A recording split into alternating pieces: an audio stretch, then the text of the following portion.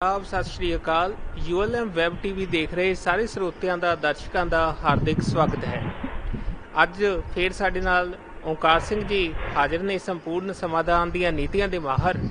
ਇਹ ਸਾਡੇ ਦਰਸ਼ਕਾਂ ਦੇ ਸਵਾਲਾਂ ਦੇ ਜਵਾਬ ਦੇਣ ਵਾਸਤੇ ਅੱਜ ਇੱਕ ਵਾਰ ਫੇਰ ਸਾਡੇ ਨਾਲ ਓਂਕਾਰ ਸਿੰਘ ਜੀ ਜੁੜੇ ਨੇ, ਜੋ ਕਿ ਸੰਪੂਰਨ ਸਮਾਧਾਨ ਵਿਵਸਥਾ ਦੀਆਂ ਨੀਤੀਆਂ ਦੇ ਖਾਸ ਮਾਹਰ ਨੇ। ਬਹੁਤ ਬਹੁਤ ਸਵਾਗਤ ਹੈ ਓਂਕਾਰ ਸਿੰਘ ਜੀ ਤੁਹਾਡਾ। ਦੇਖੋ, ਕਿਸੇ ਵੀ ਦੇਸ਼ ਦੇ ਵਿੱਚ ਜਿਹੜਾ ਸਾਰੇ ਨਾਗਰਿਕ ਜਿਨ੍ਹਾਂ ਨੂੰ ਕਹਿੰਦੇ ਹਾਂ ਅਸੀਂ, ਉਹਨਾਂ ਦਾ ਜੀਵਨ ਪੱਧਰ ਦਾ ਜਿਹੜਾ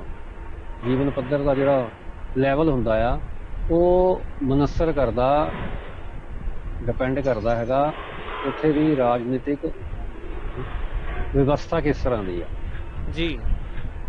ਠੀਕ ਹੈ। ਹਾਂ, ਤੇ ਇਸ ਵੇਲੇ ਲੋਕਤੰਤਰ ਪ੍ਰਣਾਲੀ ਚੱਲ ਰਹੀ ਆ ਜ਼ਿਆਦਾਤਰ ਮੁਲਕ ਦੇ ਵਿੱਚ, ਤੇ ਭਾਰਤ ਦੇ ਵਿੱਚ ਵੀ ਲੋਕਤੰਤਰ ਹੀ ਆ ਜੀ। ਤੇ ਲੋਕਤੰਤਰ ਦਾ ਜਿਹੜਾ ਬੇਸ ਹੁੰਦਾ ਉਹ ਇਹ ਹੁੰਦਾ ਕਿ ਲੋਕਾਂ ਵੱਲੋਂ, ਲੋਕਾਂ ਲਈ ਤੇ ਲੋਕਾਂ ਵਾਸਤੇ ਜਿਹੜਾ ਪ੍ਰਬੰਧ ਆ ਉਹ ਕੀਤਾ ਜਾਵੇ ਜੀ, ਹੈ ਨਾ। ਤੇ ਇਸ ਵੇਲੇ ਦਾ ਜਿਹੜਾ ਲੋਕਤੰਤਰ ਆ ਉਹ ਸਹੀ ਤਰੀਕੇ ਨਾਲ ਤਾਂ ਲੋਕਾਂ ਦਾ ਰਾਜ ਹੋਣਾ ਚਾਹੀਦਾ। ਮਾਲਕ ਲੋਕਤੰਤਰ ਦੇ ਵਿੱਚ ਮਾਲਕ ਕੌਣ ਹੁੰਦਾ? ਆਮ ਨਾਗਰਿਕ ਹੁੰਦੇ ਆ। ਬਿਲਕੁਲ। ਲੇਕਿਨ ਜਿਹੜੀ ਇਸ ਵੇਲੇ ਵਿਵਸਥਾ ਚੱਲ ਰਹੀ ਆ, ਉਹ ਕਿਹਾ ਜਾਂਦਾ ਕਿ ਲੋਕਤੰਤਰ ਵਿੱਚ ਜਿਹੜਾ ਵੋਟਰ ਆ ਉਹ ਰਾਜਾ ਹੁੰਦਾ। ਰਾਜੇ ਦਾ ਮਤਲਬ ਮਾਲਕ ਹੀ ਹੋ ਗਿਆ ਨਾ। ਬਿਲਕੁਲ। ਲੇਕਿਨ ਇਸ ਵੇਲੇ ਵੋਟਰ ਦਾ ਜਿਹੜਾ ਮਾਲਕਾਨਾ ਉਹਨੂੰ ਹੱਕ ਮਿਲਦਾ ਆ, ਉਹ ਸਿਰਫ ਜਿੰਨੀ ਦੇਰ ਉਹਨੇ ਵੋਟ ਪਾਣੀ ਹੁੰਦੀ ਆ ਉਨੀ ਦੇਰ ਤੱਕ। ਜਿਸ ਵੇਲੇ ਉਹ ਵੋਟ ਪੈ ਜਾਂਦੀ ਆ ਤੇ ਫਿਰ ਜਿੰਨੀ ਦੇਰ ਤੱਕ ਦੁਬਾਰਾ ਵੋਟ ਪਾਉਣ ਲਈ ਉਹਦੇ ਕੋਲ ਨਹੀਂ ਤੇ ਉਹਦਾ ਕੋਈ ਵੀ ਉੱਥੇ ਵੱਸ ਨਹੀਂ ਚੱਲਦਾ, ਕੋਈ ਵੀ ਉਹਦੇ ਕੋਲ ਕੰਟਰੋਲ ਨਹੀਂ ਹੈ ਜੀ ਉਸ ਸਿਸਟਮ ਦੇ ਵਿੱਚ ਦਖਲ ਦੇਣ ਦਾ। ਠੀਕ ਹੈ ਨਾ, ਕੋਈ ਵੀ ਦਖਲ ਨਹੀਂ ਦੇ ਸਕਦਾ, ਆਪਣੀ ਪਸੰਦ ਨਾ ਪਸੰਦ ਵੀ ਨਹੀਂ ਦੱਸ ਸਕਦਾ। ਤੇ ਜਿਨ੍ਹਾਂ ਦੇ ਹੱਥ ਕੰਟਰੋਲ ਹੋ ਜਾਂਦਾ, ਜਿਹੜੇ ਨੇਤਾ ਹੁੰਦੇ ਆ ਲੋਕਤੰਤਰ ਦੇ ਵਿੱਚ, ਉਹ ਪਾਰਟੀ ਦਲਤੰਤਰ ਇਸ ਵੇਲੇ ਚੱਲ ਰਿਹਾ। ਕਿਉਂਕਿ ਕੋਈ ਵੀ ਜਿਹੜਾ ਰਾਜ ਕਰਦਾ ਆ, ਉਹ ਕੁਝ ਵਿਰੋਧੀ ਪਾਰਟੀਆਂ ਹੁੰਦੀਆਂ ਤੇ ਕੁਝ ਹੁੰਦੀਆਂ ਰਾਜ ਕਰਦਾ ਪਾਰਟੀ। ਇਹ ਉਹ ਠੀਕ ਹੈ ਨਾ, ਇਹ ਮਿਕਸ ਹੋ ਕੇ ਵੀ ਚੱਲ ਜਾਂਦਾ ਤੇ ਇਕੱਲੀ ਵੀ ਕਰਦੀ। ਤੇ ਇਹ ਸਾਰਾ ਜਿਹੜੇ ਨੇਤਾ ਆ, ਉਹ ਜਿਹੜਾ ਉਹਨਾਂ ਦਾ ਪਾਰਟੀ ਹੁੰਦੀ, ਦਲ ਹੁੰਦਾ, ਉਹ ਉਹਨਾਂ ਦਾ ਹੀ ਰਾਜ ਚੱਲਦਾ।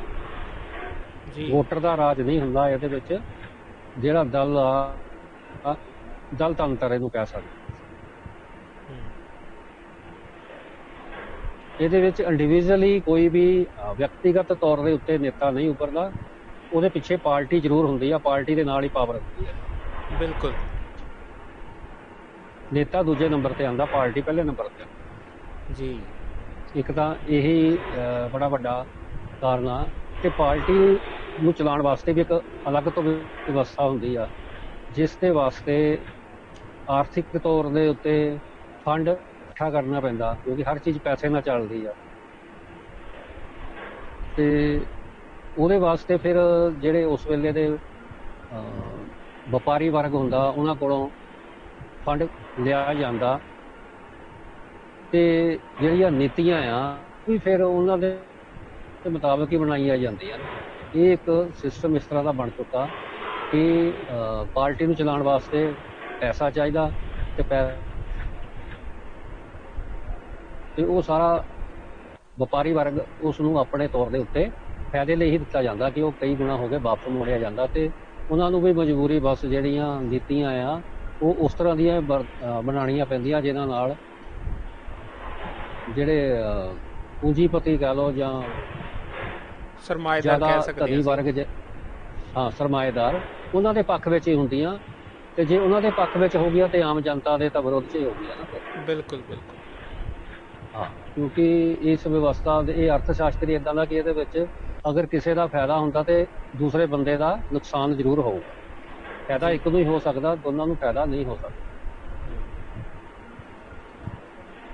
ਤੇ ਇਹਦੇ ਵਿੱਚ ਜਿਹੜੇ ਨੇਤਾ ਆ ਅਗਰ ਵੋਟਰ ਇੱਕ ਵਾਰ ਕਿਸੇ ਨੇਤਾ ਨੂੰ ਚੁਣ ਲੈਂਦੇ ਆ ਤੇ ਉਹਨੂੰ ਜੇ ਉਹਦੀ ਕਾਰਗੁਜ਼ਾਰੀ ਨਹੀਂ ਵੀ ਸਹੀ ਉਹਨਾਂ ਨੂੰ ਲੱਗਦੀ, ਪਸੰਦ ਨਹੀਂ ਵੀ ਉਹਨਾਂ ਦੀ ਪਰਖ ਤੇ ਉਤਰਦੇ, ਤਾਂ ਉਹਨਾਂ ਨੂੰ ਵਾਪਸ ਬੁਲਾਉਣ ਦਾ ਕੋਈ ਵੀ ਇਹਦੇ ਵਿੱਚ ਜਰੀਆ ਨਹੀਂ ਰੱਖਿਆ ਗਿਆ ਕਿ ਵੋਟਰ ਆਪਣੀ ਮਾਈਨਸ ਵੋਟ ਦੇ ਕੇ ਜਦੋਂ ਮਰਜ਼ੀ ਕਿਸੇ ਵੀ ਨੇਤਾ ਦੇ ਖਿਲਾਫ ਵੋਟਰ ਮਤਲਬ ਮਾਈਨਸ ਵੋਟ ਪਾ ਸਕਦੇ।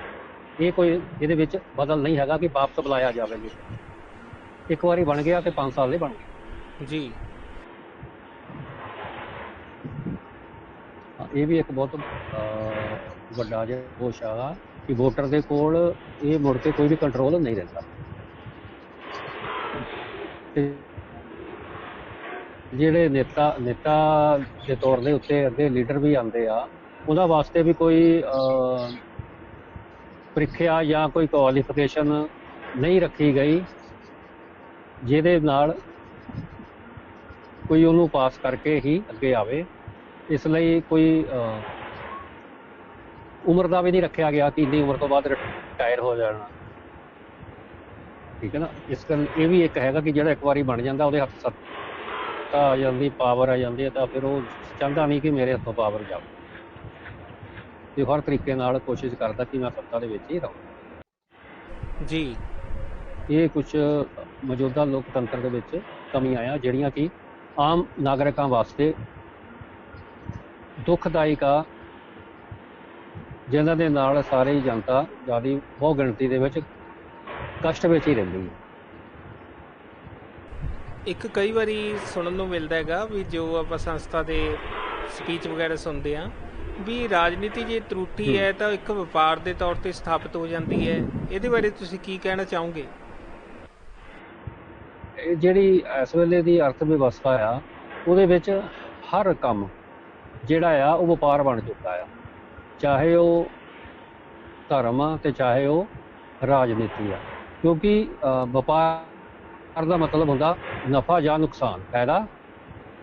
ਜਿਹੜਾ ਕੰਮ ਸਾਨੂੰ ਫਾਇਦਾ ਹੋਵੇ ਔਰ ਉਸ ਤੋਂ ਬਿਨਾਂ ਸਾਡਾ ਗੁਜ਼ਾਰਾ ਵੀ ਨਹੀਂ ਹੋ ਸਕਦਾ, ਇਹਦੇ ਵਿੱਚ ਕਸੂਰ ਅਰਥ ਸ਼ਾਸਤਰ ਨਾ ਕਿ ਪਾਰਟੀਆਂ ਦਾ ਜਾਂ ਨੇਤਾ ਦਾ ਜਾਂ ਲੋਕਾਂ ਦਾ।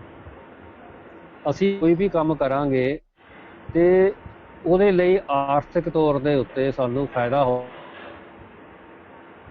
ਅਸੀਂ ਸਭ ਤੋਂ ਪਹਿਲਾਂ ਆਪਣੀਆਂ ਸੁੱਖ ਸੁਵਿਧਾਵਾਂ ਤੇ ਫਿਰ ਆਪਣਿਆਂ ਦੀ, ਉਸ ਤੋਂ ਬਾਅਦ ਅਸੀਂ ਸਮਾਜ ਦੀਆਂ ਸੁੱਖ ਸੇਵਾਵਾਂ ਵਾਸਤੇ ਜੱਦੋ ਜਹਿਦ ਕਰਦੇ ਹਾਂ। ਪਰ ਜਦੋਂ ਅਸੀਂ ਦੇਖਦੇ ਹਾਂ ਕਿ ਮੌਜੂਦਾ ਦੌਰ ਦੇ ਵਿੱਚ ਸਾਰਿਆਂ ਨੂੰ ਸੁੱਖ ਸੁਵਿਧਾਵਾਂ ਨਹੀਂ ਦਿੱਤੀਆਂ ਜਾ ਸਕਦੀਆਂ, ਤੇ ਫਿਰ ਜਿਹੜੇ ਹੱਥ ਪਾਵਰ ਆ ਜਾਂਦੀ ਆ ਤੇ ਉਹ ਸਮਝਦੇ ਆ ਕਿ ਅਸੀਂ ਆਪਣਾ ਤੇ ਆਪਣਿਆਂ ਦਾ ਤਾਂ ਫਾਇਦਾ ਕਰੀਏ ਨਾ। ਇਹ ਤਾਂ ਇੱਕ ਜਿਹੜੀ ਆ ਸੁਭਾਵਿਕ ਗੱਲ ਹੈਗੀ ਆ, ਜਿਹਦੇ ਵਿੱਚ ਵੀ ਕੋਈ ਬੁਰਾਈ ਨਹੀਂ ਹੈਗੀ। ਚੰਗੀ ਗੱਲ ਇਹ ਆ ਕਿ ਹਰ ਮਨੁੱਖ ਜਿਹੜਾ ਆ ਉਹ ਸੁਖੀ ਜੀਵਨ ਹੀ ਬਤੀਤ ਕਰਨਾ ਚਾਹੁੰਦਾ ਤੇ ਕੋਸ਼ਿਸ਼ ਤਾਂ ਕਰਦਾ ਕਿ ਸਾਰਿਆਂ ਨੂੰ ਸੁਖੀ ਕਰਾਂ। ਜਦੋਂ ਵਿਵਸਥਾ ਉੱਥੇ ਤੱਕ ਉਹਨੂੰ ਸਪੇਸ ਨਹੀਂ ਦਿੰਦੀ, ਜਗ੍ਹਾ ਹੀ ਨਹੀਂ ਦਿੰਦੀ, ਉਹਦੇ ਵਿੱਚ ਉਨੀ ਪਾਵਰ ਨਹੀਂ ਹੁੰਦੀ, ਤਾਂ ਫਿਰ ਉਹ ਜਿੱਥੇ ਤੱਕ ਆਪਣਾ ਉਹਨੇ ਦੁਬਾਰਾ ਵੀ ਦੇ ਵਿੱਚ ਦੁਬਾਰਾ ਖੜਾ ਹੋਣਾ ਹੁੰਦਾ, ਤੇ ਜੇ ਉਹ ਨੁਕਸਾਨ 'ਚ ਜਾਊਗਾ ਤਾਂ ਦੁਬਾਰਾ ਕਿੱਦਾਂ ਆਊਗਾ। ਤੇ ਉਹਨੂੰ ਉਹ ਇੱਕ ਵਪਾਰ ਦੇ ਤੌਰ ਤੇ ਹੀ ਕਿਸੇ ਲਈ ਕਿਹਾ ਜਾਂਦਾ, ਫਾਇਦੇ ਲਈ, ਕਿਉਂਕਿ ਵਪਾਰ ਵੀ ਤਾਂ ਹੀ ਫਾਇਦੇ ਲਈ ਕੀਤਾ ਜਾਂਦਾ ਜੀ। ਤੇ ਜਿੰਨੀ ਦੇਰ ਤੱਕ ਇਹ ਅਰਥ ਸ਼ਾਸਤਰ ਰਹੇਗਾ ਉਨੀ ਦੇਰ ਤੱਕ ਇਹ ਸਿਸਟਮ ਹੀ ਚੱਲਦਾ ਰਹੇਗਾ ਜੀ। ਇਹਦੇ ਵਿੱਚ ਕੋਈ ਵੀ ਤਬਦੀਲੀ ਨਹੀਂ ਕੀਤੀ ਜਾ ਸਕਦੀ, ਇਹ ਵਪਾਰ ਦੇ ਤੌਰ ਤੇ ਹੀ ਰਹੇ। ਕਿਉਂਕਿ ਜਿੱਥੇ ਪੈਸਾ ਵਿੱਚ ਆ ਗਿਆ ਤੇ ਵਪਾਰ ਆਪੇ ਆ ਗਿਆ। ਹਾਂ, ਇੱਕ ਤੁਸੀਂ ਦੱਸਿਆ ਵੀ ਸ਼ਖਸੀਅਤ ਚੋਣ ਪ੍ਰਣਾਲੀ ਤੁਸੀਂ ਲਿਆ ਰਹੇ ਹੋ, ਜੋ ਨਵਾਂ ਤੁਹਾਡਾ ਚੋਣ ਦਾ ਲੋਕਤਾਂਤਰਿਕ ਸਿਸਟਮ ਹੈ ਸੰਪੂਰਨ ਸਮਾਧਾਨ ਦਾ, ਉਹਦੇ ਵਿੱਚ ਤੁਸੀਂ ਪਾਰਟੀ ਤੰਤਰ ਨੂੰ ਪਿੱਛੇ ਕਰਕੇ ਸ਼ਖਸੀਅਤ ਚੋਣ ਪ੍ਰਣਾਲੀ ਦੀ ਗੱਲ ਕੀਤੀ ਹੈ। ਸਾਨੂੰ ਥੋੜੀ ਜਿਹੀ ਤੁਲਨਾਤਮਕ ਇਹਨਾਂ ਦੇ ਬਾਰੇ ਦੱਸੋ। तो संपूर्ण समाधान ਜਿਹੜੀ ਵਿਵਸਥਾ ਆ, ਜਿਸ ਯੂਨੀਵਰਸਲ ਲਾਈਫ ਮੈਨੇਜਮੈਂਟ ਸੰਸਥਾ ਜਿਹੜੀ ਆ ਉਹ ਜਨ ਜਨ ਤੱਕ ਇਹਦੀ ਜਾਣ ਜਾ ਰਹੀ ਆ, ਤਾਂ ਕਿ ਲੋਕਾਂ ਤੱਕ ਇਹ ਜਾਣਕਾਰੀ ਪਹੁੰਚੇ। ਬਿਲਕੁਲ ਨਵੀਂ ਵਿਵਸਥਾ ਆ, ਜਿਸ ਵਿਵਸਥਾ ਦੇ ਆ ਜਾਣ ਨਾਲ ਕਿਸੇ ਵੀ ਇੱਕ ਦੇਸ਼ ਵਿੱਚ 100% ਨਾਗਰਿਕ ਆਪਣੀ ਮਰਜ਼ੀ ਮੁਤਾਬਕ ਪੂਰੀ ਜ਼ਿੰਦਗੀ ਸੁਖੀ ਬਤੀਤ ਕਰ ਸਕਦੇ ਆ, ਬਿਨਾਂ ਕਿਸੇ ਕਸ਼ਟ ਤੋਂ, ਬਿਨਾਂ ਕਿਸੇ ਨੂੰ ਦੂਸਰੇ ਨੂੰ ਕਸ਼ਟ ਦਿੱਤੇ ਬਿਨਾਂ ਆਪਣੀ ਮਰਜ਼ੀ ਮੁਤਾਬਕ ਸਿੱਖਿਆ ਪ੍ਰਾਪਤ ਕਰ ਸਕਦੇ ਆ, ਮਰਜ਼ੀ ਮੁਤਾਬਕ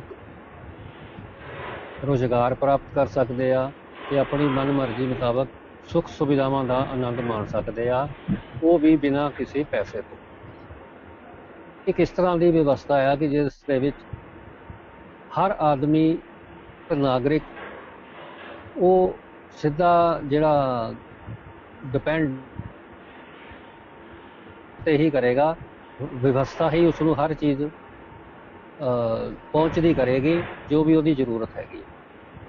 ਤੇ ਉਹਦੇ ਵਿੱਚ ਜਿਹੜਾ ਰਾਜਨੀਤਿਕ ਮਾਡਲ ਆ, ਅਰਥ ਸ਼ਾਸਤਰ ਤਾਂ ਬਿਨਾਂ ਪੈਸੇ ਤੋਂ ਆ, ਜਿਹੜਾ ਰਾਜਨੀਤਿਕ ਮਾਡਲ ਆ ਉਹਦੇ ਵਿੱਚ ਵੀ ਜੋ ਕਿਸੇ ਦਾ ਸੁਭਾਵਿਕ ਤੌਰ ਤੇ ਸੁਭਾਅ ਹੋਏਗਾ ਉਹੀ ਨੇਤਾ ਬਣੇਗਾ, ਕਿਉਂਕਿ ਹਰ ਆਦਮੀ ਅਲੱਗ-ਅਲੱਗ ਤਰ੍ਹਾਂ ਦਾ ਚੇਤਨਾ ਹੁੰਦੀ ਹਰ ਆਦਮੀ ਜੀ। ਤੇ ਜਿਹੜੇ ਲੀਡਰਸ਼ਿਪ ਵਾਲੇ ਸ਼ਖਸੀਅਤਾਂ ਹੋਣਗੀਆਂ ਉਹ ਹੀ ਅੱਗੇ ਆ ਕੇ ਲੋਕਾਂ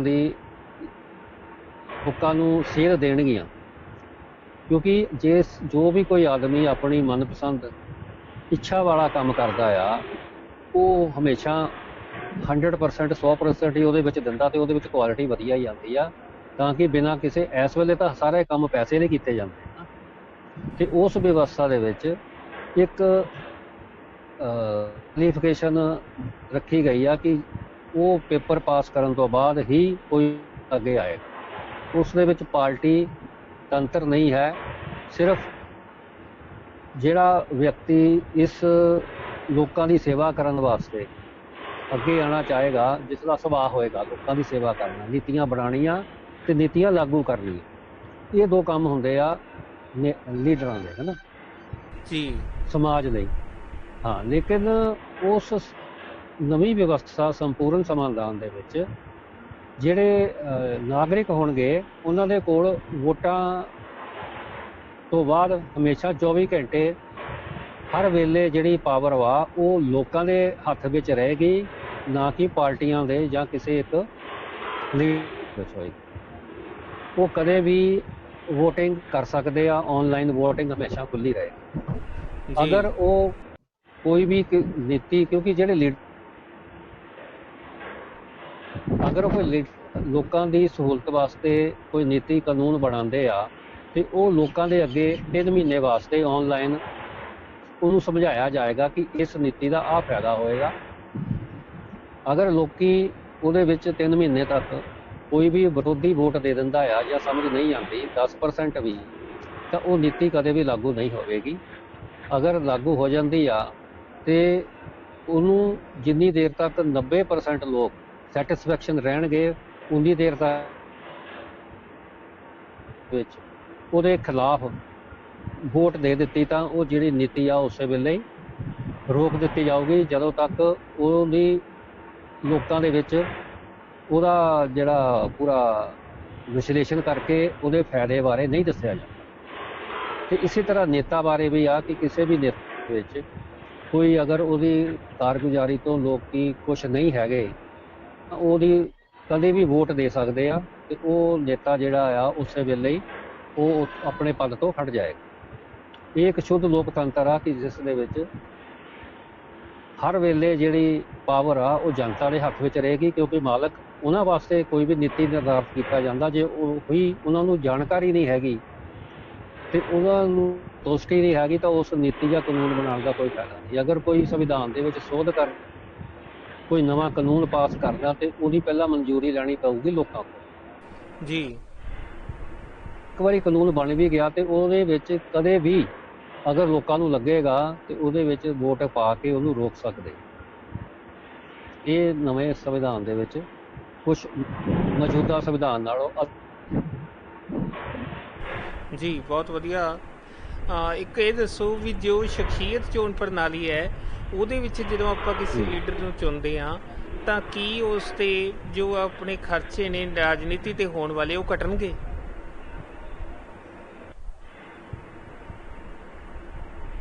ਉਸ ਸਿਸਟਮ ਦੇ ਵਿੱਚ ਬਾਜ਼ਾਰ ਹੀ ਨਹੀਂ ਹੈਗਾ, ਕੋਈ ਸੇਲ ਪਰਚੇਜ ਦਾ ਕੰਮ ਨਹੀਂ। ਹਰ ਜਿਹੜੀ ਚੀਜ਼ ਆ ਉਹ ਅਰਥ ਸ਼ਾਸਤਰ ਤੇ ਨਿਰਭਰ ਕਰਦੀ ਹੈ ਨਾ, ਕਿਉਂਕਿ ਬੇਸ ਕਿਸੇ ਵੀ ਵਿਵਸਥਾ ਦਾ ਜਿਹੜਾ ਹੁੰਦਾ ਉਹ ਅਰਥ ਸ਼ਾਸਤਰ ਹੀ ਹੁੰਦਾ।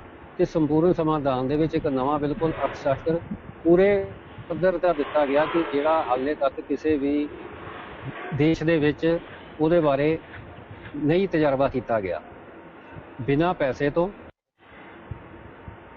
ਤੇ ਖਰਚੇ ਜਿਹੜੇ ਕੋਈ ਵੀ ਅਸੀਂ ਪੈਸਾ ਹੀ ਨਹੀਂ ਹੈਗਾ ਤੇ ਜਿਹੜੀ ਚੀਜ਼ ਚਾਹੀਦੀ ਆ ਉਹ ਸਿਸਟਮ ਵਿਵਸਥਾ ਵੱਲੋਂ ਉਹ ਹਰ ਬੰਦੇ ਨੂੰ ਹਰ ਚੀਜ਼ ਪਹੁੰਚ ਜਾਏਗੀ। ਤਾਂ ਉਹ ਫਿਰ ਸਿਰਫ ਆਪਣੇ ਮਨ ਦੇ ਵਿੱਚ ਜਿਹੜਾ ਕੰਮ ਉਹਦੇ ਕਰਦਾ ਆ ਉਹ ਕਰਨ ਵਾਸਤੇ ਹੀ ਕੰਮ ਕਰੇਗਾ, ਨਾ ਕਿ ਕਿਸੇ ਦੂਸਰੇ ਫਾਇਦੇ ਲਈ।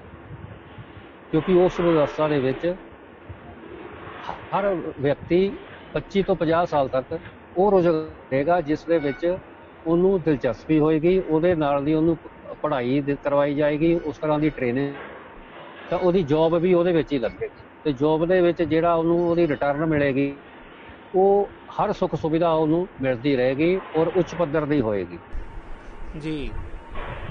ਤਨਖਾਹ ਘੱਟ ਅਤੇ ਕਿਸੇ ਦੀ ਵਾਧਾ, ਉਹਦੇ ਵਿੱਚ ਪ੍ਰਾਈਮ ਮਿਨਿਸਟਰ ਤੋਂ ਲੈ ਕੇ ਇੱਕ ਆਮ ਸਧਾਰਨ ਕੰਮ ਕਰਨ ਵਾਲਾ ਜਿਹੜਾ ਬੰਦਾ ਆ ਉਹਨਾਂ ਦਾ ਜੀਵਨ ਪੱਧਰ ਬਰਾਬਰ ਹੀ ਹੋਏਗਾ। ਮਤਲਬ ਬਰਾਬਰ ਦਾ ਮਤਲਬ ਜਿਸ ਤਰ੍ਹਾਂ ਦਾ ਇਸ ਵੇਲੇ ਬਹੁਤ ਹਾਈ ਫਾਈ ਬੰਦੇ ਆ ਜਿਨ੍ਹਾਂ ਕੋਲ ਹਰ ਸੁੱਖ ਸੁਵਿਧਾ ਹੁੰਦੀ ਆ, ਉਹ ਸੁੱਖ ਸੁਵਿਧਾ ਸਭ ਨੂੰ ਵਿਵਸਥਾ ਵੱਲੋਂ ਦਿੱਤੀ ਜਾਏ ਜੀ ਹਮੇਸ਼ਾ ਲਈ। ਤੇ ਕੋਈ ਵੀ ਫਿਰ ਉਹਦੇ ਵਿੱਚ ਭ੍ਰਿਸ਼ਟਾਚਾਰ, ਝੂਠ ਬੋਲਣਾ ਜਾਂ ਮਿਲਾਵਟ ਕਰਨੀ, ਇਹਦੇ ਕਰਨ ਦੀ ਲੋੜ ਹੀ ਨਹੀਂ ਰਹੇਗੀ। ਕਿਉਂਕਿ ਅਸੀਂ ਇਹ ਚੀਜ਼ਾਂ ਕਦੇ ਕਰਦੇ ਆ ਨਾ ਕਿ ਕਿਸੇ ਤਰੀਕੇ ਨਾਲ ਸਾਡੇ ਕੋਲ ਪੈਸਾ ਹੋਵੇ ਤੇ ਸੁੱਖ ਸਹੂਲਤਾਂ। ਅਸੀਂ ਆਦਮੀ ਦੇ ਵਿੱਚ ਹੀ ਦੋਸ਼ ਕੱਢ ਰਹੇ ਹਾਂ, ਜਦ ਕਿ ਆਦਮੀ ਦੇ ਵਿੱਚ ਕੋਈ ਵੀ ਦੋਸ਼ ਨਹੀਂ ਹੈ। ਉਹਦਾ ਮਾਨਵ ਦਾ ਸੁਭਾਅ ਹੀ ਇਹ ਆ ਕਿ ਉਹ ਹਰ ਤਰ੍ਹਾਂ ਦੀ ਭੋਗਣਾ ਚਾਹੁੰਦਾ ਹੈ ਜੀ। ਤੇ ਇਸ ਵੇਲੇ ਪੈਸਾ ਵਿੱਚ ਆ ਤੇ ਪੈਸੇ ਲਈ ਸਾਰਾ ਕੁਝ ਕਰਨਾ ਪੈਂਦਾ। ਪੈਸਾ ਕਦੇ ਵੀ ਸਾਰਿਆਂ ਕੋਲ ਆਪਣੀ ਮਰਜ਼ੀ ਮੁਤਾਬਕ ਸਮਾਨ ਖਰੀਦਣ ਲਈ ਕਦੇ ਵੀ ਨਹੀਂ ਹੁੰਦਾ। ਇੱਕ ਵਾਰ ਕਈ ਸਰੋਤਿਆਂ ਨੇ ਤੁਹਾਡੀ ਕੋਈ ਸਪੀਚ ਸੁਣੀ ਹੈ, ਉਹ 'ਚ ਤੁਸੀਂ ਆਨਲਾਈਨ ਪੋਰਟਲ ਦੀ ਗੱਲ ਕੀਤੀ ਹੈ, ਤੇ ਆਨਲਾਈਨ ਪੋਰਟਲ ਬਾਰੇ ਸਾਡੇ ਦਰਸ਼ਕਾਂ ਨੂੰ ਥੋੜਾ ਜਿਹਾ ਵਿਸਥਾਰ ਨਾਲ ਦੱਸੋ ਵੀ ਕੀ ਸਿਸਟਮ ਹੈ ਇਹ। ਉਹ ਜਿਹੜੀ ਵਿਵਸਥਾ ਆ ਸਾਰੀ ਆਨਲਾਈਨ ਹੋਏਗੀ ਔਰ ਪਾਰਦਰਸ਼ੀ ਹੋਏਗੀ। ਉਹਦੇ ਵਿੱਚ ਕੋਈ ਵੀ RTI ਦਾ ਸਿਸਟਮ ਨਹੀਂ ਹੋਏ। ਕੋਈ ਹਰ ਵੇਲੇ ਹਰ ਲੀਡਰ ਬਾਰੇ, ਹਰ ਕਾਨੂੰਨ ਬਾਰੇ, ਹਰ ਵੋਟਰ ਬਾਰੇ ਉਹਦੇ ਵਿੱਚ ਇੱਕ ਪ੍ਰੋਫਾਈਲ ਓਪਨ ਹੀ ਰਹੇਗੀ। ਔਰ ਕੋਈ ਵੀ ਕਿਸੇ ਵੀ ਰਿਕੁਆਇਰਮੈਂਟ, ਕੋਈ ਵੀ ਸਾਡੀ ਜ਼ਰੂਰਤ ਆ, ਉਹ ਅਸੀਂ ਆਪਣੀ ਪ੍ਰੋਫਾਈਲ ਦੇ ਵਿੱਚ ਡਿਮਾਂਡ ਕਰ ਸਕਦੇ ਹਾਂ। ਤੇ ਜਿਹਦੇ ਨਾਲ ਆਨਲਾਈਨ ਪ੍ਰੋਫਾਈਲ, ਅਗਰ ਕੋਈ ਜਿਹੜਾ ਨਾਗਰਿਕ ਆ ਉਹਨੂੰ ਆਨਲਾਈਨ ਬਾਰੇ ਨਹੀਂ ਜਾਣਕਾਰੀ ਸ਼ੁਰੂ ਦੇ ਵਿੱਚ, ਤਾਂ ਉਹਦੇ ਲਈ ਵਿਵਸਥਾ ਵੱਲੋਂ ਹੀ ਹਰ ਬੂਥ ਲੈਵਲ ਦੇ ਉੱਤੇ, ਹਰ ਮੁਹੱਲਾ ਪੱਧਰ ਤੇ ਬੂਥ ਬਣਾਏ ਜਾਣਗੇ ਜਿੱਥੇ ਕਿ ਉਹਨਾਂ ਦੀ ਸੇਵਾ ਵਾਸਤੇ ਹਰ ਵੇਲੇ ਲੋਕ ਹੀ ਤਿਆਰ ਰਹਿਣਗੇ ਕਿ ਉਹਨਾਂ ਨੇ ਕੋਈ ਚੀਜ਼ ਮੰਗਾਣੀ ਆ, ਡਿਮਾਂਡ ਕਰਨੀ ਆ, ਕਿਸੇ ਦੇ ਖਿਲਾਫ ਕੋਈ ਉਹਨਾਂ ਨੂੰ ਤੰਗੀ ਆ, ਕੰਪਲੇਂਟ ਕਰਨੀ ਆ, ਉਹ ਸਾਰੀ ਆਨਲਾਈਨ ਹੀ ਹੋਏ। ਕਿਤੇ ਵੀ ਕੋਈ ਬਿੱਲ ਨਹੀਂ ਹੋਏਗਾ, ਕੋਈ ਬੈਂਕ ਨਹੀਂ ਹੋਏਗਾ, ਕੋਈ ਕੋਰਟ ਕਚਹਿਰੀ ਨਹੀਂ ਹੋਏਗੀ। ਇਹਨਾਂ ਚੀਜ਼ਾਂ ਦੀ ਜ਼ਰੂਰਤ ਸਾਰੀ ਖਤਮ ਹੋ ਗਈ। ਆਦਮੀ ਸਿਰਫ ਆਪਣੀ ਇੱਛਾ ਮੁਤਾਬਕ ਜ਼ਿੰਦਗੀ ਜੀਵੇਗਾ, ਜਿਸ ਲਈ ਮਨੁੱਖ ਦਾ ਮੁੱਖ ਉਦੇਸ਼ ਹੀ ਇਹ ਕਿ ਆਪਣੀ ਇੱਛਾ ਮੁਤਾਬਕ ਸੁੱਖ ਮਿਲ ਵਰਤ ਕੇ ਅਸੀਂ ਇੱਕ ਦੂਜੇ ਨਾਲ ਖੁਸ਼ੀ ਆਪਣੀ ਜ਼ਿੰਦਗੀ ਬਤੀਤ ਕਰੀਏ ਤੇ ਇੱਕ ਸਵਰਗ ਦੀ ਤਰ੍ਹਾਂ ਜਿਹੜੀ ਜ਼ਿੰਦਗੀ ਆ ਸਾਡਾ ਦੇਸ਼ ਬਣੇ, ਪੂਰੀ ਦੁਨੀਆ ਬਣੇ ਜੀ। ਇੱਕ ਸਾਨੂੰ ਇਹ ਦੱਸੋ ਵੀ ਜੋ ਅੱਜ ਹੋ ਰਹੀ ਹੈ ਲੋਕਤੰਤਰ ਦੇ ਵਿੱਚ ਵੀ VOTING ਸਿਸਟਮ ਵਾਸਤੇ ਬਹੁਤ ਵੱਡਾ ਖਰਚਾ ਹੋ ਜਾਂਦਾ ਹੈ, ਜਿਹਦੇ ਨਾਲ ਆਪਣੇ ਦੇਸ਼ ਦੀ ਜੇ ਬਾਕੀ ਕੰਮ ਹੈ ਉਹ ਰੁਕ ਜਾਂਦੇ ਆ। ਕਰੋੜਾਂ ਅਰਬਾਂ ਰੁਪਏ ਇਸੇ ਕੰਮ ਤੇ ਖਪ ਜਾਂਦਾ ਹੈ। ਉਸ ਵਿਵਸਥਾ ਦੇ ਵਿੱਚ ਮੈਂ ਪਹਿਲਾਂ ਵੀ ਦੱਸ ਚੁੱਕਾ ਕਿ ਸੰਪੂਰਨ ਸਮਾਧਾਨ ਦੀ ਜਿਹੜੀ ਨਵੀਂ ਵਿਵਸਥਾ ਆ, ਉਹ ਇੱਕ ਉਹਦੇ ਵਿੱਚ ਅਰਥ ਸ਼ਾਸਤਰ ਵੀ ਨਵਾਂ, ਰਾਜਨੀਤਿਕ ਸ਼ਾਸਤਰ ਵੀ ਨਵਾਂ, ਸਿੱਖਿਆ ਸ਼ਾਸਤਰ ਵੀ ਨਵਾਂ, ਮਤਲਬ ਹਰ ਚੀਜ਼ ਇੱਕ ਦੂਜੇ ਨਾਲ ਜੁੜੀ ਹੋਈ ਆ। ਤੇ ਜਿਹੜਾ ਅਰਥ ਸ਼ਾਸਤਰ ਆ ਉਹ ਪੈਸੇ ਤੋਂ ਬਿਨਾਂ ਵਾਲਾ ਆ ਤੇ ਪੈਸੇ ਦੀ ਜ਼ਰੂਰਤ ਹੀ ਨਹੀਂ ਹੈਗੀ। ਤੇ ਜਿਹੜੇ ਵਿਕਾਸ ਦੇ ਇਸ ਵੇਲੇ ਤਾਂ ਹਰ ਚੀਜ਼ ਜਿਹੜੀ ਆ ਬਜਟ ਤੇ ਨਿਰਭਰ ਕਰਦੀ ਆ, ਤੇ ਬਜਟ ਦਾ ਜਿਹੜਾ ਵਾਪਸੀ ਆ ਪੈਸਾ ਆ ਉਹ ਆਉਂਦਾ ਹੈਗਾ ਟੈਕਸ ਦੇ ਰੂਪ ਦੇ ਵਿੱਚ ਜੀ। ਠੀਕ ਹੈ ਨਾ। ਹਾਂ, ਤੇ ਜਿਹੜਾ ਟੈਕਸ ਆ ਉਹ ਨਾਗਰਿਕਾਂ ਕੋਲੋਂ ਆਊਗਾ ਕਿ ਉਹਨਾਂ ਦੀ ਪਰਚੇਜ਼ਿੰਗ ਪਾਵਰ ਕਿੰਨੀ ਆ, ਕਮਾਈ ਕਿੰਨੀ ਕਰਦੇ ਆ। ਠੀਕ। ਤੇ ਕਦੇ ਵੀ ਸਰਕਾਰ ਦੇ ਕੋਲ ਇੰਨਾ ਟੈਕਸ ਨਹੀਂ ਆਉਂਦਾ ਜਿੰਨਾ ਉਸਨੂੰ ਚਾਹੀਦਾ ਹੁੰਦਾ, ਤੇ ਉਹ ਹਮੇਸ਼ਾ ਘਾਟੇ ਵਾਲਾ ਬਜਟ ਹੀ ਪੇਸ਼ ਹੁੰਦਾ।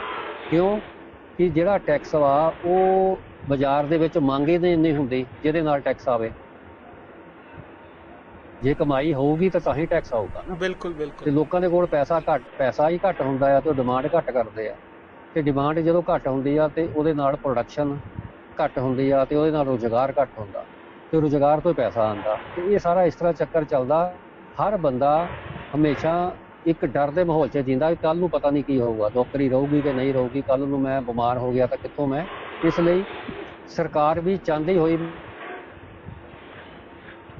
ਕਿ ਉਹ ਆਪਣੇ ਨਾਗਰਿਕਾਂ ਨੂੰ ਪੂਰੀਆਂ ਸੁੱਖ ਸਹੂਲਤਾਂ ਦੇ ਸਕੇ, ਲੇਕਿਨ ਤੰਤਰ ਦੇ ਵਿੱਚ ਦਲ ਤੰਤਰ ਆ ਤੇ ਉਹ ਸਾਰਾ ਵੋਟਾਂ ਦੇ ਵਿੱਚ ਇੰਨਾ ਖਰਚਾ ਹੋ ਜਾਂਦਾ ਆ, ਉਹ ਪਹਿਲ ਦੇ ਆਧਾਰ ਤੇ ਨਹੀਂ ਬਚਦਾ।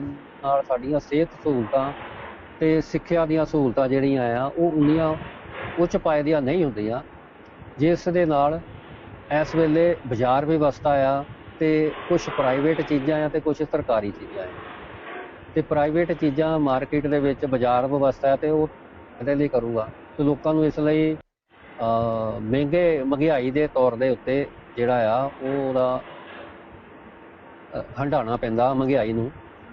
ਹਰ ਚੀਜ਼ ਮਹਿੰਗੀ ਹੋਈ ਜਾਂਦੀ ਆ, ਜਦ ਕਿ ਅਗਰ ਸਰਕਾਰੀ ਜਾਂ ਵਿਵਸਥਾ ਵੱਲੋਂ ਦਿੱਤਾ ਜਾਵੇ ਤਾਂ ਸਰਕਾਰ ਜਾਂ ਵਿਵਸਥਾ ਦਾ ਹੁੰਦਾ, ਜਿਸ ਤਰ੍ਹਾਂ ਇੱਕ ਘਰ ਦੇ ਵਿੱਚ ਮਾਂ ਪਿਓ ਹੁੰਦੇ ਆ, ਉਹ ਆਪਣੇ ਔਲਾਦ ਨੂੰ ਸਭ ਤੋਂ ਵੱਧ ਸਹੂਲਤਾਂ ਦੇਣ ਦੀ ਕੋਸ਼ਿਸ਼ ਕਰਦੇ ਆ।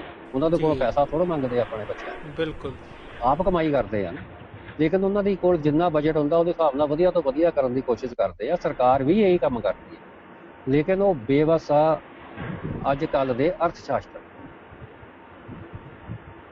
ਕਿਉਂਕਿ ਲੋਕਾਂ ਦੇ ਕੋਲ ਡਿਮਾਂਡ ਨਹੀਂ ਹੈਗੀ। GDP ਵੀ ਹਮੇਸ਼ਾ ਆਪਣੀ ਘੱਟ ਹੁੰਦੀ ਆ, ਕਿਉਂਕਿ ਡਿਮਾਂਡ ਹੋਏਗੀ ਤਾਂ ਹੀ ਅੱਗੇ ਪ੍ਰੋਡਕਸ਼ਨ ਹੋਏਗੀ ਜੀ, ਤੇ ਪੈਸਾ ਇਸ ਵੇਲੇ ਕਿਸੇ ਕੋਲ ਵੀ ਨਹੀਂ ਹੈਗਾ। ਅਗਰ ਕੋਈ ਲੋਨ ਲੈ ਲੈਂਦਾ ਆ ਤੇ ਉਹਨੂੰ ਵਾਪਸ ਨਹੀਂ ਕਰ ਪਾਉਂਦਾ, ਤੇ ਫਿਰ ਉਹਨੂੰ ਕਈ ਵਾਰੀ ਆਤਮ ਹੱਤਿਆ ਕਰਨੀ ਪੈਂਦੀ ਆ, ਇਹਦੇ ਨਾਲ ਬੈਂਕਾਂ ਨੂੰ ਵੀ ਘਾਟਾ ਪੈਂਦਾ। ਇੱਕ ਦੂਜੇ ਨਾਲ ਜੁੜਿਆ ਹੋਇਆ ਨਾ ਸਮਾਜ, ਬਿਲਕੁਲ ਜਿੰਨੀ ਤੱਕ ਇਹ ਪੂਰੀ ਵਿਵਸਥਾ ਇੱਕ ਨਵਾਂ ਇਹਦੀ ਜਗ੍ਹਾ ਤੇ ਕੋਈ ਬਦਲ ਲੋਕਾਂ ਦੇ ਮੋਹਰੇ ਆਪਸ਼ਨ ਦੇ ਤੌਰ ਤੇ ਆਊਗਾ, ਤੇ ਅਗਰ ਲੋਕੀ ਉਹਨੂੰ ਮਨਜ਼ੂਰੀ ਦਿੰਦੇ ਆ ਤੇ ਉਹ ਬਦਲ ਕੇ ਹੀ ਇਹਦਾ ਹੱਲ ਹੋ ਸਕਦਾ, ਜਿਹਦੇ ਨਾਲ ਹਰ ਬੰਦੇ ਸੁਖੀ ਹੋਊਗੇ। ਕਦੇ ਵੀ ਕੋਈ ਇੱਕ ਵਰਗ ਨਹੀਂ ਸੁਖੀ ਹੋਏਗਾ। ਔਰ ਨਵੀਂ ਵਿਵਸਥਾ ਦੇ ਵਿੱਚ 100% ਜਿਹੜੀ ਜਨਤਾ ਆ ਉਹ ਸੁਖੀ ਰਹੇਗੀ ਹਮੇਸ਼ਾ ਲਈ। ਸਰਕਾਰ ਵੀ ਸੁਖੀ ਰਹੇਗੀ, ਜਿਹੜੇ ਸਰਕਾਰ ਦੇ ਵਿੱਚ ਕੰਮ ਕਰਨ ਵਾਲੇ ਆ ਉਹ ਵੀ ਸੁਖੀ ਰਹਿਣਗੇ, ਕਿਉਂਕਿ ਹਰ ਬੰਦਾ ਜਿਹੜਾ ਆ ਉਹ ਕਦੇ ਵੀ ਨਾ ਕਿਸੇ ਨੂੰ ਕਸ਼ਟ ਦੇ ਕੇ ਰਾਜੀ ਆ, ਨਾ ਆਪ ਕਸ਼ਟ ਵਿੱਚ ਰਹਿ ਕੇ ਰਾਜੀ ਆ। ਲੇਕਿਨ ਜਿਹੜੀ ਵਿਵਸਥਾ ਆ ਉਹ ਮਜਬੂਰ ਕਰ ਦਿੰਦੀ ਆ ਕਿ ਜਿੰਨੀ ਦੇਰ ਤੱਕ ਅਸੀਂ ਕਿਸੇ ਦਾ ਸ਼ੋਸ਼ਣ ਨਹੀਂ ਕਰਾਂਗੇ ਤਾਂ ਸਾਡਾ ਫਾਇਦਾ ਨਹੀਂ ਹੋ ਸਕਦਾ। ਜੇ ਮੈਂ ਕਿਸੇ ਦਾ ਸ਼ੋਸ਼ਣ ਨਹੀਂ ਕਰੂੰਗਾ ਤੇ ਮੇਰਾ ਕੋਈ ਕਰੂਗਾ। ਇਸ ਵੇਲੇ ਇਦਾਂ ਹੀ ਚੱਲ ਰਿਹਾ, ਇਹ ਸਿਸਟਮ ਦਾ ਕਸੂਰ ਹੈ। ਤੇ ਹਾਂ, ਵੱਧ ਤੋਂ ਵੱਧ ਲੋਕਾਂ ਦੇ ਵਿੱਚ ਅਸੀਂ ਸੰਪੂਰਨ ਸਮਾਧਾਨ ਬਾਰੇ ਜਾਣਕਾਰੀ ਦੇ ਰਹੇ ਹਾਂ, ਜਿਸ ਨੂੰ ਕਿ ਸ੍ਰੀ ਪ੍ਰੇਮਜੀਤ ਸਿਰੋਹੀ ਜੀ ਨੇ ਸਾਰੀ ਇਹਦੀ ਰਿਸਰਚ ਕੀਤੀ ਆ, ਤੇ ਸਾਡਾ ਹਰ ਰੋਜ਼ ਇੱਕ ਦਿਨ ਛੱਡ ਕੇ ਫੇਸਬੁੱਕ ਲਾਈਵ ਤੇ ਫ੍ਰੀ ਕਾਨਫਰੰਸ ਕਾਲ ਦੇ ਵਿੱਚ ਵੀ ਇਹਦੀ ਮੀਟਿੰਗ ਹੁੰਦੀ ਆ। ਉਹਦੇ ਵਿੱਚ ਕੋਈ ਵੀ ਆਦਮੀ ਭਾਗ ਲੈ ਸਕਦਾ ਆ, ਆਪਣੇ ਵਿਚਾਰ ਦੱਸ ਸਕਦਾ ਆ, ਸੰਪੂਰਨ ਬਾਰੇ ਕੋਈ ਸ਼ੱਕ ਸ਼ੁਬਾ ਆ ਉਹਦੇ ਉੱਤੇ ਚਰਚਾ ਕੀਤੀ ਜਾ ਸਕਦੀ ਆ। ਇਸ ਨੂੰ ਹਰ ਭਾਸ਼ਾ ਦੇ ਵਿੱਚ ਲੋਕਾਂ ਤੱਕ ਪਹੁੰਚਾਇਆ ਜਾ ਰਿਹਾ ਕਿ ਜਦੋਂ ਜ਼ਿਆਦਾ ਤੋਂ ਜ਼ਿਆਦਾ ਲੋਕਾਂ ਤੱਕ ਇਹਦੀ ਚਰਚਾ ਹੋਏਗੀ, ਜਾਣਕਾਰੀ ਹੋਏਗੀ, ਜਿਹੜੇ ਵੱਡੇ ਵੱਡੇ ਬੁੱਧੀਜੀਵੀ ਆ ਉਹ ਵੀ ਆਉਣਗੇ, ਕਿਉਂਕਿ ਇਹ ਇੱਕ ਇੱਦਾਂ ਦੀ ਦੁਨੀਆ ਦੀ ਪਹਿਲੀ ਵਿਵਸਥਾ ਆ ਜਿਹਦੇ ਵਿੱਚ ਕਿਸੇ ਇੱਕ ਬੰਦੇ ਦਾ ਵੀ ਨੁਕਸਾਨ ਨਹੀਂ। ਜਿਹੜੇ ਇਸ ਵੇਲੇ ਦੇ ਬਹੁਤ ਅਮੀਰ ਬੰਦੇ ਆ ਉਹਨਾਂ ਦਾ ਵੀ ਫਾਇਦਾ ਆ ਜੀ। ਤੇ ਵਿਰੋਧ ਕੌਣ ਕਰੂਗਾ? ਕਿਸੇ ਵੀ ਵਿਵਸਥਾ ਦਾ ਵਿਰੋਧ ਉੱਥੇ ਕੀਤਾ ਜਾਂਦਾ ਕਿ ਜੇ ਉਹਦੇ ਸਿਸਟਮ ਦੇ ਆਉਣ ਨਾਲ ਕਿਸੇ ਨੂੰ ਨੁਕਸਾਨ ਹੁੰਦਾ ਹੋਵੇ ਜੀ। ਉਸ ਦੇ ਵਿੱਚ ਕਿਸੇ ਨੇਤਾ ਦਾ, ਕਿਸੇ ਵੀ ਕੈਟਾਗਰੀ ਦੇ ਬੰਦੇ ਦਾ ਕੋਈ ਵੀ ਨੁਕਸਾਨ ਨਹੀਂ। ਆਮ ਜਨਤਾ ਦਾ ਤਾਂ ਨੁਕਸਾਨ ਹੈ ਹੀ ਨਹੀਂ। ਜਿਹੜੇ ਇਸ ਵੇਲੇ ਜਿਨ੍ਹਾਂ ਨੂੰ ਪੂੰਜੀਪਤੀ ਆ, ਜਿਨ੍ਹਾਂ ਦੇ ਖਿਲਾਫ ਲੋਕੀ ਹੁੰਦੇ ਆ ਕਿ ਇਹਨਾਂ ਨੇ ਪੈਸਾ ਇਕੱਠਾ ਕਰ ਲਿਆ, ਉਹਨਾਂ ਦਾ ਵੀ ਫਾਇਦਾ ਆ, ਉਹਨਾਂ ਦਾ ਵੀ ਨੁਕਸਾਨ ਨਹੀਂ ਹੈਗਾ। ਉਹ ਵੀ ਇਹਦੀ ਸਪੋਰਟ ਹੀ ਕਰੂਗੇ, ਕਿਉਂਕਿ ਜਿੰਨੀ ਵਧੀਆ ਜ਼ਿੰਦਗੀ ਉਹ ਹੁਣ ਬਤੀਤ ਕਰਦੇ ਆ ਨਵੇਂ ਸਿਸਟਮ ਦੇ ਵਿੱਚ, ਉਸ ਤੋਂ ਵੀ ਵਧੀਆ ਜ਼ਿੰਦਗੀ ਉਹਨਾਂ ਕੋਲ ਹੋਊਗੀ। ਲੇਕਿਨ ਜਿੰਨੀਆਂ ਮੁਸੀਬਤਾਂ ਹੁਣ ਉਹਨਾਂ ਦੇ ਕੋਲ ਟੈਨਸ਼ਨਾਂ ਆ, ਉਹ ਟੈਨਸ਼ਨਾਂ ਬਿਲਕੁਲ ਖਤਮ ਹੋਣਗੀਆਂ। ਕੋਈ ਵੀ ਟੈਨਸ਼ਨ ਨਹੀਂ ਹੋਏਗੀ, 0% ਟੈਨਸ਼ਨ। ਉਹ ਕਿਸ ਤਰ੍ਹਾਂ ਹੋਏਗਾ, ਵਿਵਸਥਾ ਕੀ ਹੈ, ਕਿਸ ਤਰ੍ਹਾਂ ਆਏਗੀ, ਇਹਦੇ ਬਾਰੇ ਜਾਣਕਾਰੀ ਲਈ YouTube ਚੈਨਲ ਤੇ ਕਾਫੀ ਵੀਡੀਓ ਤੇ ਬੁੱਕ ਵੀ ਹੈ, ਇੰਗਲਿਸ਼ ਵਿੱਚ ਵੀ ਆ, ਦਾ ਕੰਪਲੀਟ ਸੋਲਿਊਸ਼ਨ, ਤੇ ਹਿੰਦੀ ਦੇ ਵਿੱਚ ਹੈ ਸੰਪੂਰਨ ਬੰਗਾਲੀ ਲੈਂਗੁਏਜ ਵਿੱਚ ਤੇ ਪੰਜਾਬੀ ਲੈਂਗੁਏਜ ਵਿੱਚ ਵੀ ਇਹ ਭਾਸ਼ਾ ਦੇ ਵਿੱਚ ਇਹਦੇ ਬਾਰੇ ਲੋਕਾਂ ਤੱਕ ਹਰ ਪੱਧਰ ਦੇ ਉੱਤੇ ਜਾਣਕਾਰੀ ਦਿੱਤੀ ਜਾ ਰਹੀ ਹੈ। ਤੇ ਜਿਸ ਵੇਲੇ ਲੋਕਡਾਊਨ ਖੁੱਲ੍ਹ ਗਿਆ ਤੇ ਇਹਦੇ ਬਾਰੇ ਸੈਮੀਨਾਰ ਕਾਲਜਾਂ ਦੇ ਵਿੱਚ ਓਪਨ ਜਗ੍ਹਾ ਤੇ ਜਾ ਕੇ ਵੀ ਚਰਚਾ ਕੀਤੀ ਜਾਵੇਗੀ। ਸਾਡੇ ਇੱਕ ਦਰਸ਼ਕ ਦਾ ਹੋਰ ਸਵਾਲ ਰਹਿ ਗਿਆ ਜੀ। ਦੇਖੋ ਵੀ ਜੋ ਸੰਪੂਰਨ ਸਮਾਧਾਨ ਦੇ ਨਵੇਂ ਲੋਕਤੰਤਰ ਦੀ ਤੁਸੀਂ ਗੱਲ ਕੀਤੀ, ਉਹਦੇ 'ਚ ਪ੍ਰਚਾਰ ਦਾ ਕੀ ਪ੍ਰਬੰਧ ਹੋਊਗਾ ਤੇ ਵੋਟਿੰਗ ਕਿਸ ਤਰ੍ਹਾਂ ਹੋਊਗੀ, ਮੈਨੂਅਲ, ਆਨਲਾਈਨ, ਕੀ ਤਰੀਕਾ ਹੋਊਗਾ? ਉਸ ਦੇ ਵਿੱਚ ਕਿਸੇ ਵੀ ਤਰ੍ਹਾਂ ਦੀ ਕੋਈ ਵੀ ਐਡਵਰਟਾਈਜ਼ਮੈਂਟ ਨਹੀਂ ਹੋਏਗੀ, ਕਿਉਂਕਿ ਬਾਜ਼ਾਰ ਵਿਵਸਥਾ ਦਾ ਮਤਲਬ ਹੁੰਦਾ ਇੱਕ ਹੁੰਦੀ ਜਾਣਕਾਰੀ ਦੇਣਾ, ਇੱਕ ਹੁੰਦੀ ਮਸ਼ਹੂਰੀ ਕਰਨੀ। ਜਾਣਕਾਰੀ ਦੀ ਹੁੰਦੀ ਇਨਫੋਰਮੇਸ਼ਨ, ਠੀਕ ਹੈ ਨਾ, ਇਹਨਾਂ 'ਚ ਡਿਫਰੈਂਸ ਆ। ਇਨਫੋਰਮੇਸ਼ਨ ਜਿਹੜੀ ਆ ਉਹ ਆਨਲਾਈਨ ਸਾਰੀ ਜਗ੍ਹਾ ਤੇ ਦਿੱਤੀ ਜਾਏਗੀ, ਉਹਦੇ ਤੇ ਕੋਈ ਖਰਚਾ ਨਹੀਂ ਆਉਂਦਾ ਕਦੇ ਵੀ। ਖਰਚਾ ਆਉਂਦਾ ਐਡਵਰਟਾਈਜ਼ਮੈਂਟ ਤੇ ਐਡਵਰਟਾਈਜ਼ਮੈਂਟ ਹਮੇਸ਼ਾ ਉੱਥੇ ਕੀਤੀ ਜਾਂਦੀ ਆ ਜਿਹਦੇ ਵਿੱਚ ਮੁਕਾਬਲਾ ਹੋਵੇ ਕਿਸੇ ਨਾਲ। ਮੁਕਾਬਲੇਬਾਜ਼ੀ ਵਾਲਾ ਬਾਜ਼ਾਰ ਵਿਵਸਥਾ ਹੈ ਨਾ, ਤੇ ਹਰ ਬੰਦਾ ਆਪਣੀ ਚੀਜ਼ ਨੂੰ ਵਧੀਆ ਕਰਕੇ ਦੱਸਿਆ ਜਾਂਦਾ, ਤੇ ਉਹਦੇ ਵਿੱਚ ਪਾਰਟੀਆਂ ਨਹੀਂ ਹੋਗੀਆਂ ਤੇ ਮੁਕਾਬਲਾ ਕਿਹਦੇ ਨਾਲ ਹੋਊ? ਵੋਟਿੰਗ ਸਿਸਟਮ ਇਸ ਤਰ੍ਹਾਂ ਦਾ ਆ ਕਿ ਜਿਹੜਾ ਆਮ ਲੋਕਾਂ ਦੇ ਵਿੱਚੋਂ ਹੀ ਦਿਲਚਸਪੀ ਵਾਲੇ ਬੰਦੇ ਅੱਗੇ ਆਉਣਗੇ ਤੇ ਉਹ ਆਪਣੇ ਲੋਕਲ ਏਰੀਆ ਦੇ ਬੰਦਿਆਂ ਦੇ ਵਿੱਚ ਜਾਣਕਾਰੀ ਹੋਣਗੇ, ਠੀਕ ਹੈ ਨਾ। ਉਹ ਜਿਹੜੇ ਲੀਡਰ ਉਹਨਾਂ ਦੇ ਵਿੱਚੋਂ ਚੁਣੇ ਜਾਊਗੇ, ਉਹ ਫਿਰ ਅੱਗੇ ਦੂਸਰੇ ਉੱਪਰਲੇ ਲੈਵਲ ਦੇ ਬੰਦੇ ਚੁਣੂਗੇ, ਲੀਡਰ ਚੁਣੂਗੇ। ਇਸ ਲਈ ਕੋਈ ਵੀ ਖਰਚਾ ਉਹਦੇ ਵਿੱਚ ਮਾਈਨਸ ਆ, ਜ਼ੀਰੋ ਆ, ਮਤਲਬ ਜ਼ੀਰੋ ਖਰਚਾ ਹੋਏਗਾ। ਕੋਈ ਇਸ ਤਰ੍ਹਾਂ ਨਹੀਂ ਹੈਗਾ ਕਿ ਪੈਸਾ ਹੋਏਗਾ ਤਾਂ ਹੀ, ਪੈਸੇ ਤੋਂ ਬਿਨਾਂ ਵਿਵਸਥਾ। ਇਸ ਲਈ ਤੁਸੀਂ ਇੱਕ ਪੂਰੀ ਤਰ੍ਹਾਂ ਇਹਦੀ ਜਾਣਕਾਰੀ ਲਓਗੇ ਤਾਂ ਹੀ ਇਹਦੀ ਸਮਝ ਆਏਗੀ ਪੂਰੀ, ਕਿਉਂਕਿ ਇਹ ਹਰ ਇੱਕ ਚੀਜ਼ ਨਵੀਂ ਆ। ਅਸੀਂ ਕੋਈ ਵੀ ਜਿਹੜੀ ਚੀਜ਼ ਸੁਣਦੇ ਹਾਂ, ਜੋ ਸਾਨੂੰ ਜਾਣਕਾਰੀ ਹੈਗੀ, ਅਸੀਂ ਉਸ ਫਰੇਮ ਦੇ ਵਿੱਚ ਹੀ ਦੇਖ ਰਹੇ ਹਾਂ, ਇਹ ਹੋ ਨਹੀਂ ਸਕਦਾ। ਜੀ ਇੱਕ ਇਹ ਸੀ ਵੀ ਜੋ ਵੋਟਿੰਗ ਹੈ ਉਹ ਜਿਵੇਂ ਪਹਿਲਾਂ ਬੈਲਟ ਪੇਪਰ ਚੱਲਦਾ ਸੀ, ਉਸ ਤੋਂ ਬਾਅਦ ਵੋਟਿੰਗ ਮਸ਼ੀਨਾਂ ਆ ਗਈਆਂ, ਤੇ ਹੁਣ ਨੈਕਸਟ ਤੁਸੀਂ ਕੀ ਸੋਚਿਆ ਵੀ ਕਿਸ ਢੰਗ ਦੇ ਨਾਲ ਵੋਟਿੰਗ ਵਾਲਾ ਕੰਮ ਕੀਤਾ ਜਾਵੇ? ਉਹ ਤਾਂ ਹਰ ਮੋਬਾਈਲ ਤੇ ਹੋਏਗੀ। ਹਰ ਬੰਦੇ ਦੇ ਕੋਲ ਇੱਕ ਮੋਬਾਈਲ ਸਰਕਾਰ ਵੱਲੋਂ ਹੀ ਦਿੱਤਾ ਜਾਏਗਾ। ਹਰ ਬੰਦੇ ਕੋਲ ਇੱਕ ਮੋਬਾਈਲ ਹੋਏਗਾ, ਉਹਦੇ ਉੱਤੇ ਪ੍ਰੋਫਾਈਲ ਹੋਏਗੀ। ਉਹ ਆਪਣੀ ਵੋਟਿੰਗ ਕਦੇ ਵੀ, ਹਰ ਕੰਮ ਲਈ ਵੋਟਿੰਗ ਹੋਏਗੀ। ਸਿਰਫ ਨੇਤਾ ਚੁਣਨ ਲਈ ਨਹੀਂ ਵੋਟਿੰਗ ਹੋਏਗੀ। ਉਹਦੇ ਕੋਲ ਕੋਈ ਉਹ ਸਮਾਨ ਮੰਗਵਾਉਂਦਾ, ਕੋਈ ਸੇਵਾ ਲੈਂਦਾ ਆ, ਅਗਰ ਉਹਦੇ ਵਿੱਚ ਉਹਦੇ ਬਾਰੇ ਉਹਨੂੰ ਕੋਈ ਨੁਕਸ ਨਜ਼ਰ ਆਉਂਦਾ, ਸੰਤੁਸ਼ਟੀ ਨਹੀਂ ਹੈਗੀ ਜਾਂ ਉਹਨੂੰ ਚੰਗੀ ਲੱਗਦੀ ਆ, ਤੇ ਉਹ ਆਪਣਾ ਪਸੰਦ ਦਾ ਜਿਹੜਾ ਪੱਧਰ ਆ ਉਹ ਦੱਸ ਸਕਦਾ ਤੇ ਨਾਪਸੰਦ ਦਾ ਵੀ ਦੱਸ ਸਕਦਾ।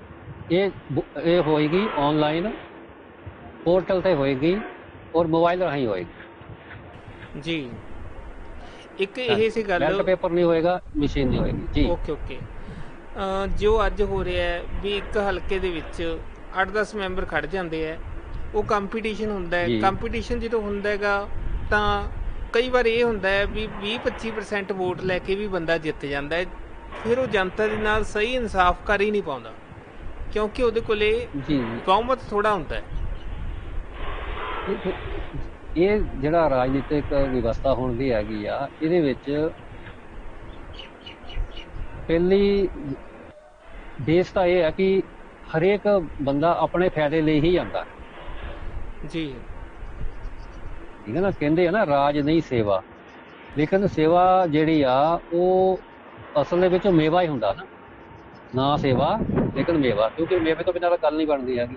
ਤੇ ਉਸ ਸਿਸਟਮ ਦੇ ਵਿੱਚ ਇਸ ਕਰਕੇ ਹਰ ਇੱਕ ਬੰਦੇ ਦੀ ਕੋਸ਼ਿਸ਼ ਹੁੰਦੀ ਆ ਕਿ ਮੈਂ ਪਾਰਟੀ ਬਣਾ ਕੇ ਜ਼ਿਆਦਾ ਤੋਂ ਜ਼ਿਆਦਾ ਖੜੇ ਹੋਵਾਂ, ਤਾਂ ਕਿ ਕਈ ਵਾਰ ਇੱਦਾਂ ਹੁੰਦੀ ਆ ਕਿ ਅਸੀਂ ਇੱਕ ਬੰਦੇ ਨੂੰ ਕਿਸੇ ਪਾਰਟੀ ਦੇ ਲਈ ਵੋਟ ਪਾ ਕੇ ਚੁਣ ਲੈਂਦੇ ਆ, ਹਨਾ। ਉਹ ਮੈਂ ਬਾਅਦ ਦੇ ਵਿੱਚ ਦਲ ਬਦਲ ਲੈਂਦਾ ਆ, ਪਾਰਟੀ ਬਦਲ ਲੈਂਦਾ, ਤੇ ਇਹ ਵੀ ਸਿਸਟਮ ਗਲਤ ਹੋਆ ਨਾ ਫਿਰ। ਬਿਲਕੁਲ, ਕਿਉਂਕਿ ਜੇ ਸ਼ੁਰੂ ਦੇ ਵਿੱਚ ਉਸ ਪਾਰਟੀ ਵੱਲੋਂ ਖੜਾ ਹੁੰਦਾ ਤਾਂ ਲੋਕਾਂ ਨੇ ਵੋਟਾਂ ਨਹੀਂ ਸੀ ਦੇਣੀਆਂ। ਉਹ ਅਲੱਗ ਆਪਣੀ ਸ਼ਖਸੀਅਤ ਕਰਕੇ ਹੋਇਆ, ਤੇ ਲੋਕਾਂ ਨੂੰ ਜਿਹੜੀ ਪਾਰਟੀ ਨਹੀਂ ਪਸੰਦ ਸੀ ਉਹਦੇ ਵਿੱਚ ਦਾਖਲ ਹੋਦਿਆਂ ਦੇ ਵਿੱਚ ਹੀ ਕੋਈ 2 ਬੰਦੇ ਹੀ ਖੜੇ ਹੋਣਗੇ, 2 ਬੰਦਿਆਂ ਦੇ ਵਿੱਚੋਂ ਇੱਕ ਬੰਦੇ ਨੂੰ ਚੁਣਨਾ। ਤੁਹਾਡੇ ਕਹਿਣ ਦਾ ਮਤਲਬ ਵੀ ਹਲਕੇ ਚੋਂ ਜੇ 8-10 ਬੰਦੇ ਲੀਡਰ ਬਣਨ ਦੇ ਇੱਛੁਕ ਹੈਗੇ ਨੇ ਤਾਂ ਉਹ ਇੱਕ ਮਤਲਬ ਕਿ ਯੋਗਤਾ ਟੈਸਟ ਪਾਸ ਕਰਨਗੇ, ਜੋ ਮੈਰਿਟ ਦੇ ਵਿੱਚ ਯੋਗਤਾ ਪਾਸ ਕਰਨਗੇ। ਹਾਂਜੀ, ਯੋਗਤਾ ਟੈਸਟ ਵਾਲਾ ਹੋਏਗਾ, ਸਭ ਤੋਂ ਅਬਵ ਆਉਣਗੇ ਤਾਂ ਉਹ ਇਲੈਕਸ਼ਨ ਵਾਸਤੇ ਜਨਤਾ ਦੀ ਕਚਹਿਰੀ 'ਚ ਜਾਣਗੇ। ਜੀ, ਪਹਿਲਾ ਤੇ ਦੂਸਰੇ ਨੰਬਰ ਵਾਲੇ ਬਸ ਮੈਰਿਟ ਦੇ ਵਿੱਚ, ਫਸਟ ਤੇ ਸੈਕੰਡ, ਬਾਕੀ ਨਹੀਂ, ਸਿਰਫ ਉੱਪਰਲੇ 2 ਕੋਈ ਵੀ। ਓਕੇ। ਫਸਟ ਤੇ ਸੈਕੰਡ ਜੀ। ਇਸ ਦਾ ਮਤਲਬ ਕਿ ਜੋ 50% 60% ਵੋਟ ਲਊਗਾ ਤਾਂ ਉਹੀ ਮਤਲਬ ਕਿ ਅਹੁਦੇ ਤੇ ਜੀ ਪਹੁੰਚ ਜੀ ਸਕਦਾ ਹੈ। ਬਿਲਕੁਲ। ਹਾਂ ਹਾਂ ਹਾਂ, ਫਿਰ ਕਿਉਂਕਿ ਉਹ ਦੋ ਬੰਦਿਆਂ ਦੇ ਵਿੱਚੋਂ ਤਾਂ ਫਿਰ ਹਿੱਸਾ ਹੀ ਹੋਏਗਾ ਨਾ। ਹਾਂਜੀ। ਫਿਰ ਉਹਦੇ ਨਾਲ ਜ਼ਿਆਦਾ ਵਧੀਆ ਔਰ ਉੱਥੇ ਤਰੀਕੇ ਵੋਟ ਨਾਲ ਵੀ ਇਨਸਾਫ ਕਰ ਸਕਦਾ ਉਹ ਜਨਤਾ ਨਾਲ।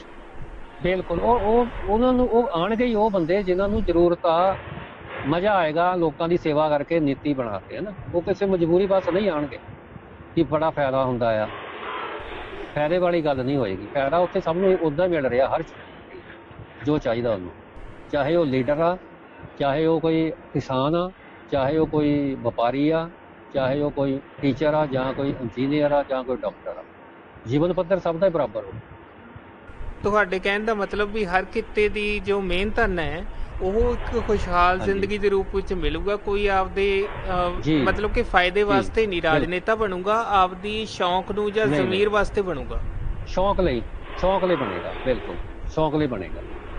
ਠੀਕ ਹੈ। ਜੋ ਉਹਦਾ ਮਨ ਕਰੇਗਾ, ਉਹ ਕਦੇ ਵੀ ਆਪਣਾ ਕੰਮ ਬਦਲ ਸਕਦਾ ਹੈ। ਆਪਣੇ ਪੋਰਟਲ ਤੇ ਪਾ ਦੇਵੇ ਤਾਂ ਉਹਨੂੰ ਜਿਹੜਾ ਕੰਮ ਅੱਗੇ ਚਾਹੀਦਾ ਹੋਗਾ ਉਹਨੂੰ ਉਸ ਕੰਮ ਹੀ ਦਿੱਤਾ ਜਾਏ। ਠੀਕ ਹੈ ਉਹ ਜੀ। ਇੱਕ ਬਿਲਕੁਲ ਅਲੱਗ ਤਰ੍ਹਾਂ ਦੀ ਵਿਵਸਥਾ ਆ, ਜਿਹਦੀ ਜਾਣਕਾਰੀ YouTube ਚੈਨਲ ULM ਦੇ ਉੱਤੇ ਜਾ ਕੇ ਤੁਸੀਂ ਲੈ ਸਕਦੇ। ਤੁਸੀਂ ਅੱਜ ਟਾਈਮ ਕੱਢ ਕੇ ਸਾਡੇ ਦਰਸ਼ਕਾਂ ਦੇ ਸਵਾਲਾਂ ਦੇ ਜਵਾਬ ਦਿੱਤੇ, ਬਹੁਤ ਬਹੁਤ ਧੰਨਵਾਦ। ਤੁਹਾਡਾ ਵੀ ਬਹੁਤ ਧੰਨਵਾਦ।